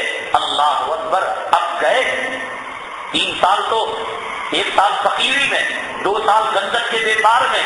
یہ مسئلہ بڑا مشکل مسئلہ تھا حقوق العباد کا۔ حضرت گورنری کے زمانے میں کسی کو کوڑا مارا ہوگا، کسی کو کچھ سخت کہا ہوگا، جا کر پوچھتے ہاں مجھے گالی دی تھی، مجھے برسر عام رسوا کیا تھا، کوڑے لگائے تھے، بھیا معاف کرنا ہی نہیں، میرے گھر کا تعمیری کام چل رہا ہے، پت مولڈنگ پڑنے تک تو رہنا۔ ٹھیک ہے، اب وہاں پر رہے 3 مہینے، دوسرے کے مکان پر گئے، اس نے معافی دے دی، تیسرے کے مکان پر گئے، اس نے کہا میرے کھیت کے اندر حل جو دو، چوتھے کے مکان پر گئے، تقریباً 2-2.5 سال اس کے اندر لگ گئے۔ حقوق العباد کا جب تک NOC نہیں ملا، حضرت جنید بغدادی رحمۃ اللہ علیہ اپنی مجلس میں بیٹھنے کے لائق نہیں سمجھے۔ ایک کے بعد پونے ایک کے بعد کتا کھا کر، سور کھا کر اور حرام کا پیخانہ کھا کر، خود پیشاب جو ہے لوٹے میں پکڑ کر پی کر، خود پاخانہ ٹٹے میں ڈال کو کھا کو 1:30 بجے کے بعد، پونے 2 بجے کے بعد آ کر کیا بھی بیٹھ جا تو کتے سور بولے تو ہوتا ہے، کہاں سے ہمارے اندر دین آئے گا؟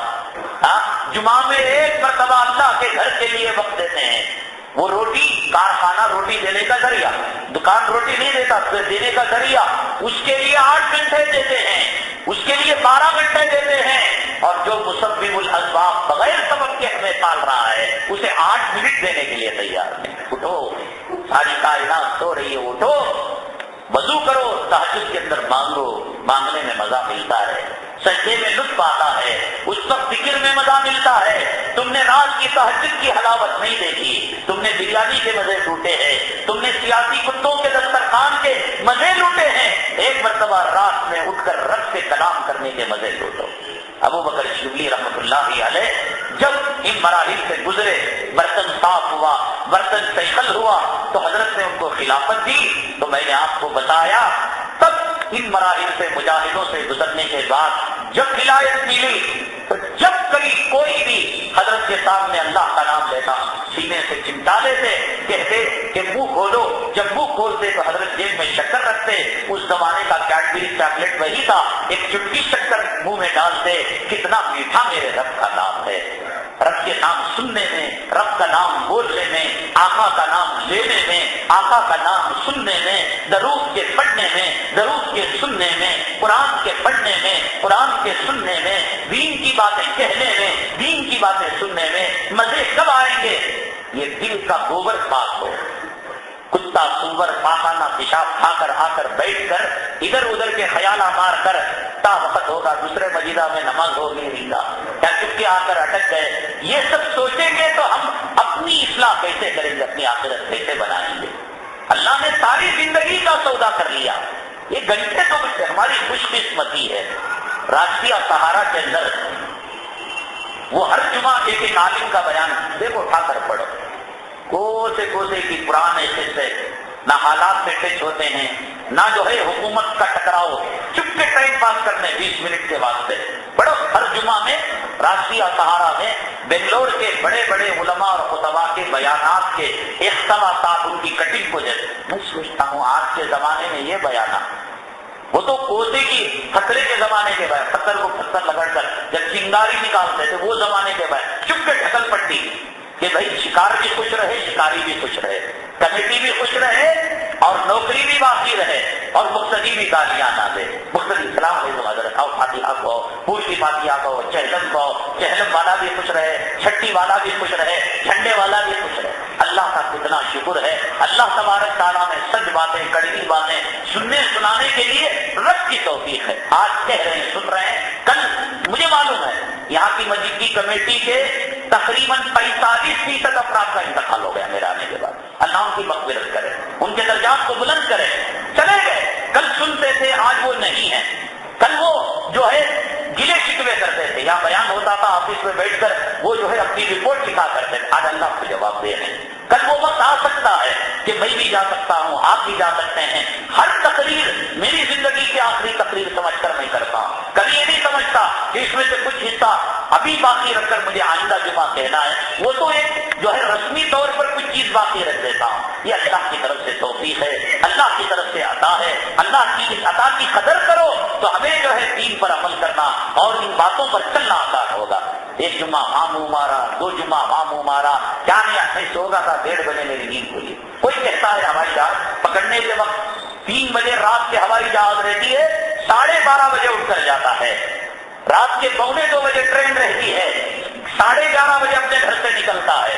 1:45 بجے خطبہ ہوتا ہے، 1:45 بجے مسجد میں. کہاں کا انصاف میرے بھائی، کہاں کا؟ اللہ کے لیے سوچو. کتنا وقت ہم مسجد کے لیے دیتے ہیں، کتنا وقت ہم دنیا کے لیے دیتے ہیں. ہم نہ بس اسٹاپ معاف نہیں کرتا، ہم نہ ٹرین معاف نہیں کرتی، ہم نہ ہوائی جہاز معاف نہیں کرتا، ہم نہ BDA آفس معاف نہیں کرتی، ہم نہ راشن کارڈ والے معاف نہیں کرتے، ہمیں کارپوریشن والے معاف نہیں کرتے. ایک اللہ کا گھر ہے بے وقت کے لیے.